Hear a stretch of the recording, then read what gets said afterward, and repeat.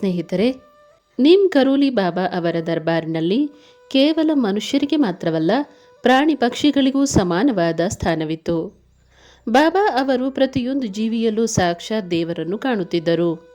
ಇಂದು ನಾವು ಬಾಬಾ ಅವರ ಅತ್ಯಂತ ದಯೆಯಿಂದ ಒಂದು ಸಣ್ಣ ಅಳಿಲಿಗೆ ಹೇಗೆ ಮರುಜೀವ ನೀಡಿದರು ಮತ್ತು ಪ್ರಕೃತಿಯಲ್ಲಿರುವ ಕರುಣೆಯ ರಹಸ್ಯವನ್ನು ಹೇಗೆ ಬಿಚ್ಚಿಟ್ಟರು ಎಂಬ ನೈಜ ಪವಾಡವನ್ನು ತಿಳಿದುಕೊಳ್ಳೋಣ. ಸಣ್ಣ ಜೀವಿಗೆ ಮರುಜೀವ ನೀಡಿದ ಬಾಬಾ ಮತ್ತು ಪ್ರಕೃತಿಯ ಕರುಣೆ. ಆಶ್ರಮದ ಅಂಗಳದಲ್ಲಿ ನಡೆದ ದುರ್ಘಟನೆ. ಇದು ನಡೆದಿದ್ದು ನೈನಿತಾಲ್ನ ಕೈಂಜಿ ಧಾಮ ಆಶ್ರಮದಲ್ಲಿ. ಒಂದು ದಿನ ಬೆಳಗ್ಗೆ ಬಾಬಾ ಅವರು ಎಂದಿನಂತೆ ತಮ್ಮ ಪೀಠದ ಮೇಲೆ ಕುಳಿತು ಭಕ್ತರೊಂದಿಗೆ ಮಾತನಾಡುತ್ತಿದ್ದರು. ಆಶ್ರಮದ ಅಂಗಳದಲ್ಲಿ ಒಂದು ದೊಡ್ಡ ಮಾವಿನ ಮರವಿತ್ತು. ಆ ಮರದಲ್ಲಿ ಅನೇಕ ಅಳಿಲುಗಳು ಆಟವಾಡುತ್ತಿದ್ದವು. ಇದ್ದಕ್ಕಿದ್ದಂತೆ ಮರದ ಮೇಲಿಂದ ಒಂದು ಸಣ್ಣ ಅಳಿಲು ಕೆಳಗೆ ಬಿತ್ತು.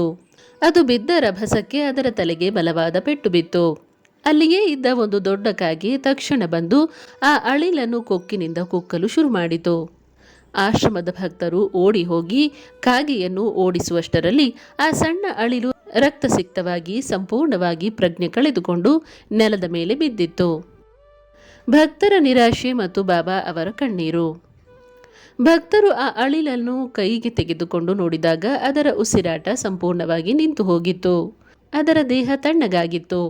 ಭಕ್ತರು ಬೇಸರದಿಂದ, ಅಯ್ಯೋ, ಈ ಸಣ್ಣ ಜೀವಿ ಸತ್ತು ಹೋಯಿತು ಎಂದು ಮಾತನಾಡಿಕೊಳ್ಳುತ್ತಾ ಅದನ್ನು ಎಸೆಯಲು ಹೊರಟರು. ಆದರೆ ಅಲ್ಲಿಯೇ ಕುಳಿತಿದ್ದ ಬಾಬಾ ಅವರು ಇದ್ದಕ್ಕಿದ್ದಂತೆ, ಏಯ್, ಅದನ್ನು ಎಲ್ಲಿಗೆ ತೆಗೆದುಕೊಂಡು ಹೋಗುತ್ತಿದ್ದೀಯಾ? ಇಲ್ಲಿ ತಗೊಂಡು ಬಾ ಎಂದು ಗದರಿಸಿದರು. ಭಕ್ತನು ಆ ಸತ್ತ ಅಳಿಲನ್ನು ಬಾಬಾ ಅವರ ಕೈಗಿಟ್ಟನು.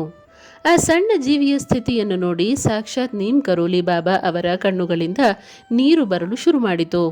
ಬಾಬಾ ಆ ಅಳಿಲನ್ನು ತಮ್ಮ 2 ಕೈಗಳ ಮಧ್ಯೆ ಇಟ್ಟುಕೊಂಡು ಮೌನವಾಗಿ ಪ್ರಾರ್ಥಿಸಲು ಶುರು ಮಾಡಿದರು. ಮರುಜೀವ ನೀಡಿದ ದೈವಿಕ ಸ್ಪರ್ಶ. ಬಾಬಾ ಆ ಅಳಿಲಿನ ದೇಹದ ಮೇಲೆ ತಮ್ಮ ದಿವ್ಯ ಹಸ್ತವನ್ನು ನಿಧಾನವಾಗಿ ಸವರಿದರು. ನಂತರ ತಮ್ಮ ಕಂಬಳಿಯ ಒಂದು ತುದಿಯಿಂದ ಆ ಅಳಿಲನ್ನು ಸಂಪೂರ್ಣವಾಗಿ ಮುಚ್ಚಿದರು. ಅಲ್ಲಿ ನೆರೆದಿದ್ದ ಭಕ್ತರೆಲ್ಲರೂ ಆಶ್ಚರ್ಯದಿಂದ ನೋಡುತ್ತಿದ್ದರು. ಸಾಧಾರಣವಾಗಿ ಮನುಷ್ಯರ ಪ್ರಾಣ ಉಳಿಸುವ ಬಾಬಾ ಇಂದು ಒಂದು ಸಣ್ಣ ಪ್ರಾಣಿಗಾಗಿ ಕಣ್ಣೀರಿಡುತ್ತಿದ್ದರು. ಸುಮಾರು 5 ನಿಮಿಷಗಳ ಕಾಲ ಬಾಬಾ ಆ ಕಂಬಳಿಯೊಳಗೆ ಅಳಿಲನ್ನು ಇಟ್ಟುಕೊಂಡಿದ್ದರು. ನಂತರ ನಿಧಾನವಾಗಿ ಕಂಬಳಿಯನ್ನು ಪಕ್ಕಕ್ಕೆ ಸರಿಸಿದರು.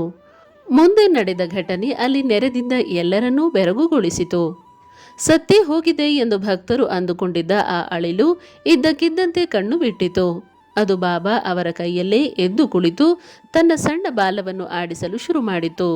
ಅದರ ಮೈ ಮೇಲಿದ್ದ ರಕ್ತದ ಕಲೆಗಳು ಮತ್ತು ಗಾಯಗಳು ಸಂಪೂರ್ಣವಾಗಿ ಮಾಯವಾಗಿದ್ದವು.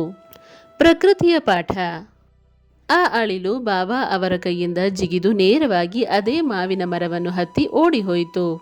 ಇದನ್ನು ನೋಡಿ ಭಕ್ತರು ಆನಂದದಿಂದ ಜಯಘೋಷ ಮಾಡಿದರು. ಬಾಬಾ ಅಲ್ಲಿ ನೆರೆದಿದ್ದ ಭಕ್ತರಿಗೆ ಹೇಳಿದರು, ಈ ಪ್ರಪಂಚದಲ್ಲಿ ಯಾವುದೇ ಜೀವಿ ಚಿಕ್ಕದಲ್ಲ. ಒಂದು ಸಣ್ಣ ಅಳಿಲಿನಲ್ಲೂ ಅದೇ ಆತ್ಮವಿದೆ. ನನ್ನಲ್ಲೂ ಅದೇ ಆತ್ಮವಿದೆ. ಭಗವಂತನ ಸೃಷ್ಟಿಯಲ್ಲಿ ಎಲ್ಲರಿಗೂ ಬದುಕುವ ಹಕ್ಕಿದೆ. ನೀವು ಪ್ರತಿಯೊಂದು ಜೀವಿಯನ್ನು ಪ್ರೀತಿಸಿದರೆ ಸಾಕ್ಷಾತ್ ದೇವರನ್ನು ಪ್ರೀತಿಸಿದಂತೆ. ಸ್ನೇಹಿತರೆ, ನೀಮ್ ಕರೋಲಿ ಬಾಬಾ ಅವರ ಕರುಣೆ ಕೇವಲ ಮನುಷ್ಯರಿಗೆ ಮಾತ್ರ ಸೀಮಿತವಾಗಿರಲಿಲ್ಲ. ಅವರು ಇಡೀ ಬ್ರಹ್ಮಾಂಡದ ಪ್ರತಿಯೊಂದು ಕಣವನ್ನು ಪ್ರೀತಿಸುತ್ತಿದ್ದರು. ಅದಕ್ಕಾಗಿಯೇ ಅವರ ದೈವಿಕ ಶಕ್ತಿ ಇಂದಿಗೂ ಅಮರವಾಗಿದೆ. ಜೈ ಮಹಾರಾಜ್ ಜಿ.